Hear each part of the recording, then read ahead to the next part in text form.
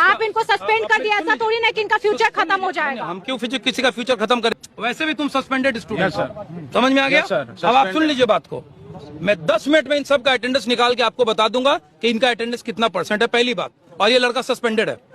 अब और सारे बच्चे को झूठा बना दिया। पूरा होगा, जब बच्चे सस्पेंड रहेंगे बिना मतलब का तो अटेंडेंस पूरा होगा।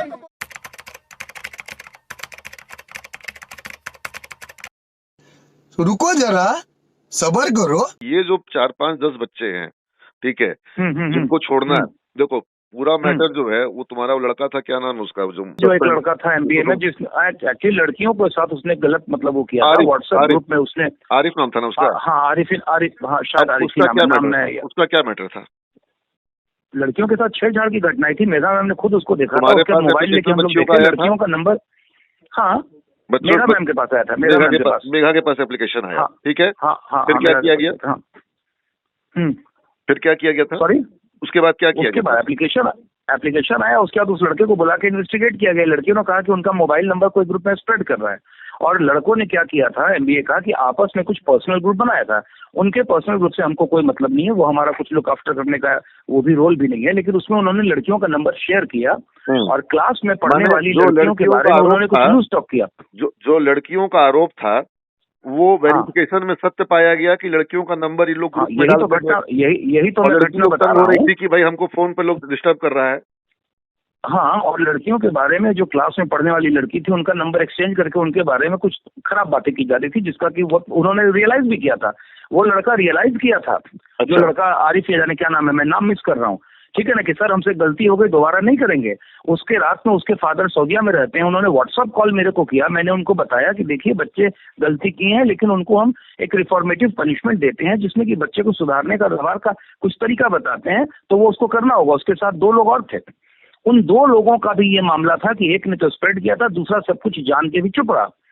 उसको मैंने बोला कि अगर ग्रुप में कोई गलत बात तुम्हारे बताई जा रही है, हालांकि और भी कुछ गलत तरह के वीडियो में मिले थे, उसमें मतलब नहीं है। उसकी गलती बाकी दोनों की तुलना में थोड़ी सी कम है, थोड़ी सी कम है लड़का। हालांकि कॉलेज में उपस्थिति उसकी 28% थी।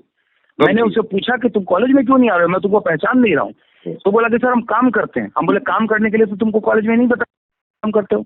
लेकिन ये जो बच्चा था, इसने गलती मान ली। इसके फादर को मैंने बोला, वो बोले हम सऊदीया में, गार्जियन को बुलाया गया था। हम बोले आप जब आइएगा तो आइएगा, मैंने आपको जानकारी दे दी है। उसके बाद इन लोग गरीब बच्चे को पढ़ाया 1 महीना नहीं, उसके बाद इनको 1 महीने के लिए पढ़ाने के लिए बताया गया, तो इसने 2-3 दिन पढ़ाया।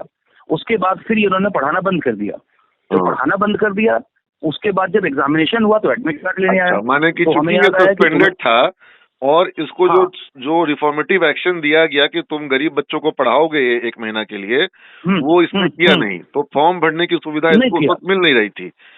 ये नहीं, एक सेकंड मैं पूरी बात बता दूं। इसने किया नहीं, ठीक है, सस्पेंडेड था तो क्लास अटेंड करने का सवाल नहीं था जब तक वो पनिशमेंट पूरा नहीं करता, बिहेवियर में चेंज नहीं आता। उसके बाद एग्जामिनेशन, इंटरनल एग्जाम का डेट अनाउंस हुआ, तो ये बच्चे आए कि हमें एडमिट कार्ड नहीं मिला। तो याद आया कि एडमिट कार्ड नहीं मिला, ID कार्ड इनका होगा हमारे पास, और ये सस्पेंडेड होंगे। तो उसके बाद इनको बोला गया कि तुमने पढ़ा लिया। तब पता चला 3 दिन के बाद इन्होंने आना बंद कर दिया। तो मैंने पूछा क्यों आना बंद कर दिया, तो उस वक्त इन्होंने बोला कि कोई दिक्कत हो गई, बच्चे नहीं आ रहे हैं, ठंडे, फलाना चिलाना।